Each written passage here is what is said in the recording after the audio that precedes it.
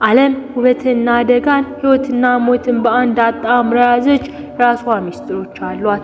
ነገር ግን ዛሬ ላስተዋውቃችሁ የፈለግነው ስፍራ ገነት የመምሰል ፍላጎቷን ሙሉ በሙሉ ትታ ገሃነም መሆንን መርጣለች። ይህች ደሴት የሰው ልጅ መርገጥ ፈጽሞ የተከለከለባት የትኛውም ሕግ የማይሰራባት የሞት መንግስት ነች።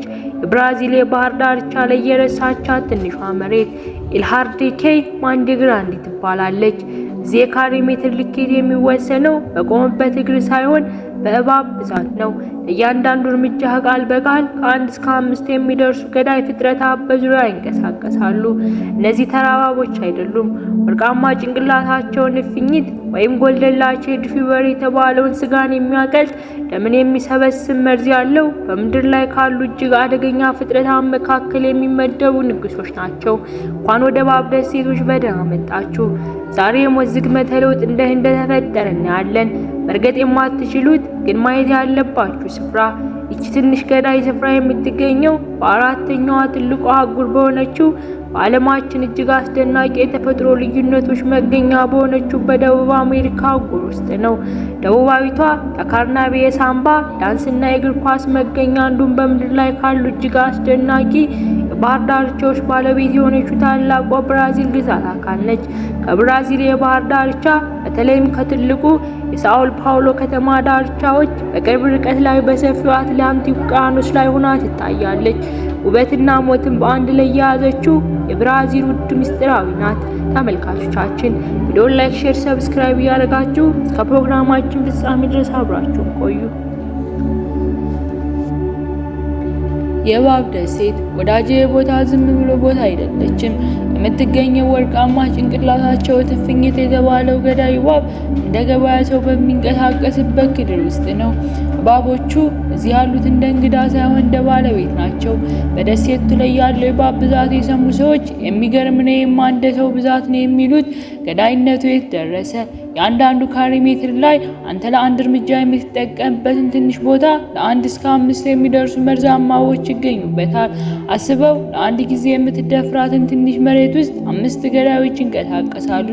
ልክ እንደ አዲስ አበባ ፒያሳ በዕለተ ሰንበት እንዳለው ትርምስ። ነገር ጊዜ የሚንቀሳቀሰው ሰው ሳይሆን በቅጽበት ሞት የሚያመጣ መርዝ የተሞላበት ፍጥረት ነው።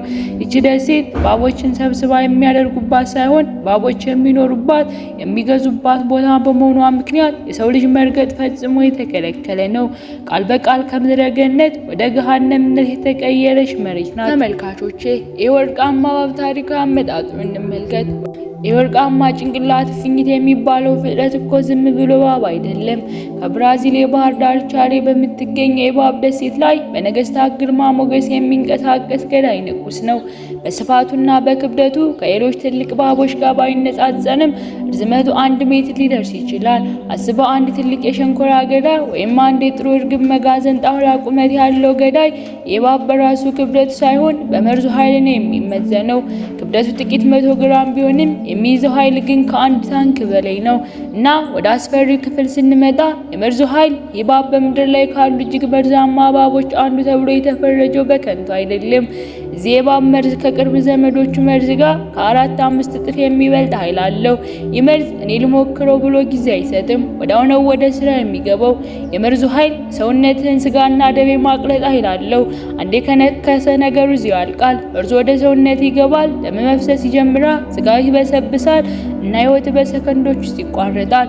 በደሴቷ ላይ ያለችው አንድ ትንሽ ወፍ እንዳታመልጠው ተብሎ የተፈጠረ መርዝ ነው። የዚህ እባብ ታሪካዊ አመጣጡ ወርቃማ ጭንቅላት እፍኝት ወይም ጎልደን ላቼድ ፊበር በዚህ ደሴት ላይ ብቻውን ንጉሱ ነው የቀረው በአጋጣሚ ሳይሆን መንገድ ሲዘጋ እግዚአብሔር ሌላ መንገድ ይከፍታል እንዲሉ በተፈጥሮ አስገዳጅነት ነው።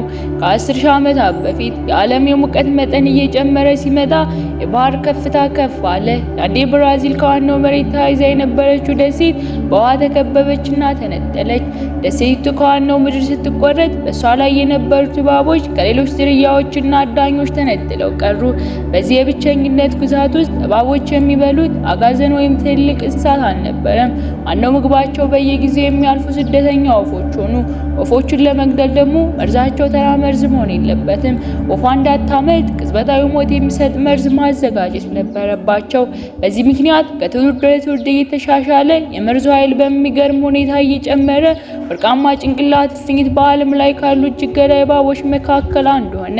በብቸኝነት የተፈጠረ ገዳይ ንጉስ። የእባብ አደን ዘይቤው ከሌሎቹ የተለየ ነው። በዛፍ ላይ ተንጠልጥሎ በታላቅ ትዕግስት ወፏ እስከምትመጣ ይጠብቃል። ወፏ ስትመጣ ልክ እንደ መብረቅ ብልጭታ ፈጥኖ ይነክሳታል። ነክሶ ወደ መርዙን ይለቃል እና መርዙ በሰከንዶች ስራውን ይጀምራል። ወፏ በዛፍ ላይ ሆና ለመብረር እንኳን እድል አታገኝም። ወርቃማ ገዳዩ ወፏ መሞቷን ካረጋገጠ በኋላ በዝግታ ወደ ታች ወርድና ያገኛታል። በመሬት ላይ መሮጥ እንደ ማባረር ያለ ትርምስ የለም። ንጉሱ በጸጥታ ይገዛል፣ በጸጥታ ይገላል፣ በጸጥታ ይመገባል። ይህ አደን አይደለም፣ ይህ ቅጣት ነው። ተመልካቾቼ በመጨረሻ እናንተ እንደዚህ አይነቱን አደገኛ ስፍራ ለመጎብኘት ህግ ቢፈቅድላችሁ ትሄዱ ነበር? እኔ ማርያምን አልሄድም። ሀሳባችሁን ኮሜንት ላይ ጻፉልኝ። ቪዲዮ ከተመቻችሁ ላይክ፣ ሼር፣ ሰብስክራይብ በማድረግ ደግመን እንድንገናኝ በሩን ክፈቱልኝ። ሳምንት በሌላ ፕሮግራም እስከምን